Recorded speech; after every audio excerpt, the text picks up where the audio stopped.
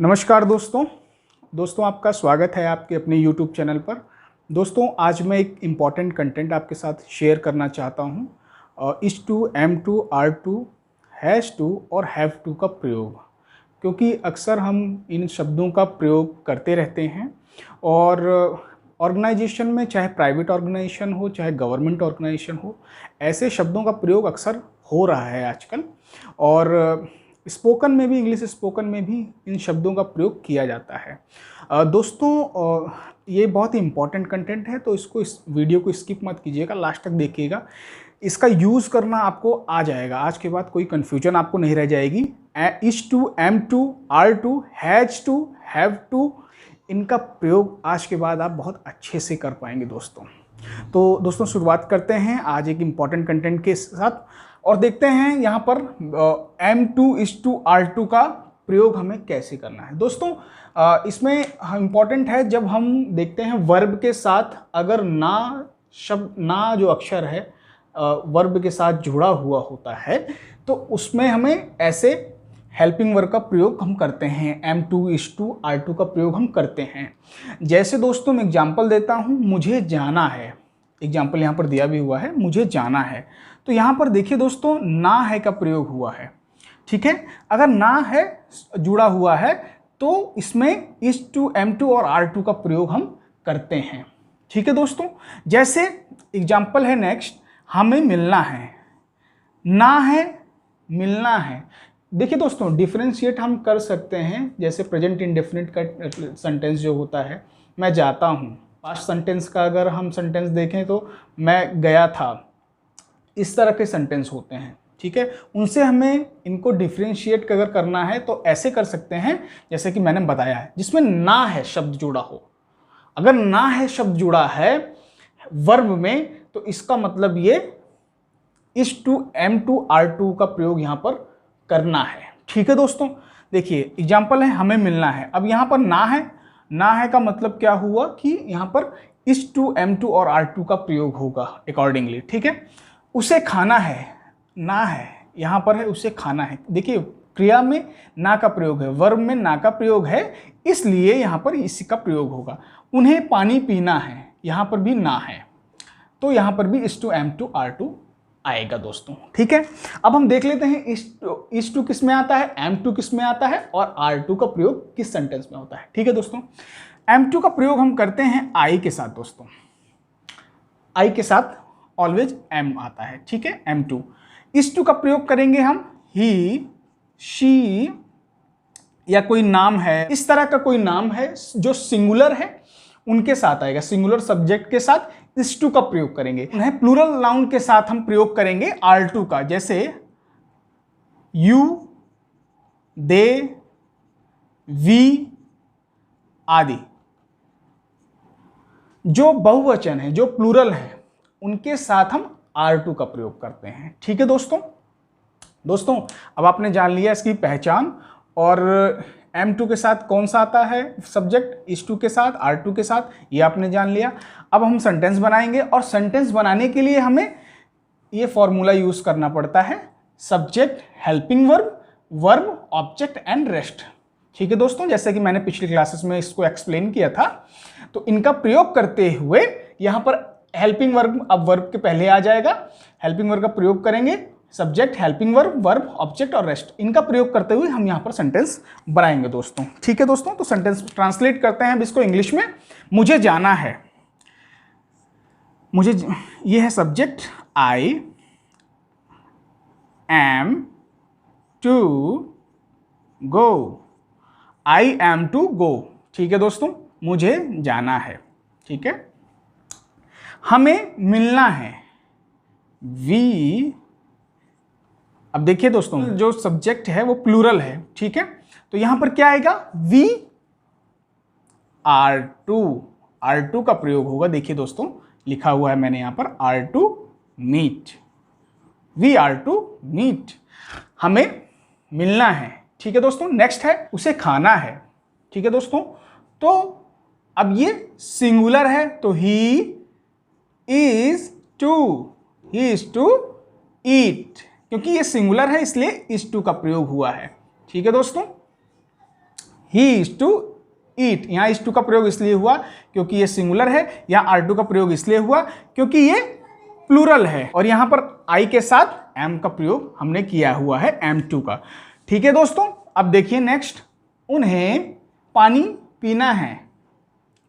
उन्हें का दे are to drink, ये आ गया है देखिए सब्जेक्ट, ये हेल्पिंग वर्ब, और ये वर्ब आ गई, और ड्रिंक वाटर, ये आ गया ऑब्जेक्ट।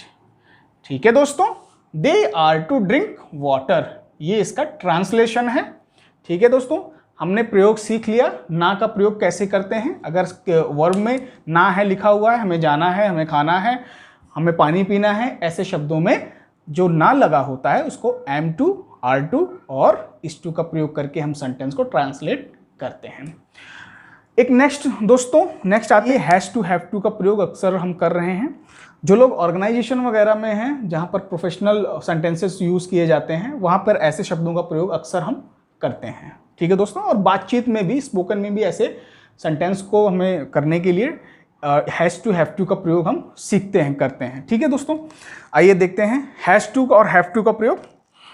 हैव टू और हैज़ टू का प्रयोग हम इसकी पहचान दोस्तों इससे है, अगर क्रिया में ना पड़ता है शब्द आ जाए। देखिए यहाँ पर लिखा है अगर ना पड़ता है, जुड़ा है वर्ब के साथ, तो हमें हैज टू, हैव टू का प्रयोग करना होता है। ठीक है दोस्तों, ना पड़ता है मतलब डिफरेंस इसमें और इसमें यह है कि यहाँ पर कंपल्शन है दोस्तों, यहाँ पर जरूरी है करना, वो काम जो भी वो कर रहा है वो जरूरी है, कंपल्शन है वहाँ पर, तो इसलिए उसमें हैज टू और हैव टू का प्रयोग हम करते हैं। ठीक है, एग्जाम्पल दिया हुआ है दोस्तों, मुझे स्कूल जाना पड़ता है। ठीक है दोस्तों, अब एक चीज़ हमें जानना बहुत ज़रूरी है दोस्तों, जैसे हैज़ टू है तो हैज़ टू में हैज़ टू का प्रयोग हम सिंगुलर कर्ता के साथ करेंगे। ठीक है, सिंगुलर के साथ, सिंगुलर सब्जेक्ट, जैसे ही, शी, राम, श्याम, इनके साथ ऐसे प्रयोग करते हैं। हैव टू का जो हम प्रयोग करते हैं वो प्लूरल के साथ करते हैं, प्लूरल। ठीक है, जैसे आई, वी, यू, दे आदि के साथ, आदि के साथ इनका प्रयोग हम करेंगे। ठीक है, अब एग्जाम्पल दिया हुआ है दोस्तों, हम इसे कन्वर्ट कर लेते हैं, इसको ट्रांसलेट करते हैं हिंदी टू इंग्लिश में। समझ में हमें सब कुछ आ चुका है, हम इसका SHVOR का प्रयोग करते हुए इसको ट्रांसलेट करेंगे दोस्तों। मुझे स्कूल जाना पड़ता है। अब देखिए दोस्तों, इसको हम खुद समझ सकते हैं कि यहाँ पर कंपल्शन है कि जाना पड़ता है। ठीक है, यहाँ कंपल्शन है, that means we have to use has to और हैव टू अकॉर्डिंगली। देखते हैं, मुझे स्कूल जाना पड़ता है, दैट मीन्स आई। अब ये देखिए दोस्तों, पहचान मैंने बताई थी आपको, ना पड़ता है, I have to go to school. ठीक है, क्योंकि आई है तो हैव टू आएगा, मैंने बताया था आपको, आई के साथ हैव टू, गो क्रिया आ गई, have to go to school. ठीक है दोस्तों, नेक्स्ट करते हैं, उसे ऑफिस जाना पड़ता है। उसे ऑफिस जाना पड़ता है, सबसे पहले ही। अब ही के साथ दोस्तों क्या आएगा, हैज टू का प्रयोग होगा, क्योंकि ये सिंगुलर सब्जेक्ट है, इसलिए इसके साथ हैज टू का प्रयोग हम करेंगे। He has to go to, कहां पर, ऑफिस। ठीक है दोस्तों, इसको सेंटेंस को बनाने में हम इन्हीं का प्रयोग कर रहे हैं, SHVOR का। ठीक है, नेक्स्ट एग्जांपल हम लेते हैं दोस्तों, मुझे सुबह जल्दी उठना पड़ता है। अब यहां पर देखिए दोस्तों, आई के साथ क्या आता है, have to. I have to get up, उठने का होता है गेट अप अर्ली। ठीक है, I have to get up early. यहां पर ये तीनों सेंटेंस कंप्लीट हो गए। मैंने आपको पहचान बताई, ना पड़ता है, यहां पर भी देख लीजिए ना पड़ता है का प्रयोग है, और यहां पर भी ना पड़ता का ही प्रयोग है, ना पड़ता है। यहां पर ना पड़ता से मतलब केवल ये है कि ये कंपल्शन है। ठीक है दोस्तों, जरूरी है उसको जाना, तो उसको इसलिए वो चीज करना पड़ रहा है। तो इसका अर्थ केवल इतना सा है। नॉर्मल सेंटेंसेस में भी जैसे अगर हम कंपल्शन को जैसे लिखा हुआ है मुझे जाना है, अगर मैं चाहूं तो यहाँ हैव टू का भी प्रयोग कर सकता हूँ, स्पोकन में हैव टू को भी बोल सकता हूँ, क्योंकि अगर मुझे जाना है हो सकता है मुझे कंपल्शन हो, तो उसके अकॉर्डिंग जब मैं बोलूंगा I have to go, that means मुझे कंपल्शन है जाना, मेरा जरूरी है जाना, तो I can use I have to as well, right. I have to word भी हम यूज कर सकते हैं यहां पर भी, अगर ये आपको बताने में, क्योंकि आप जो बताएंगे सामने वाला वही समझेगा। अगर हैव टू हैज टू का प्रयोग करेंगे तो उसके लिए इसका मतलब यही होगा कि ये जरूरी है।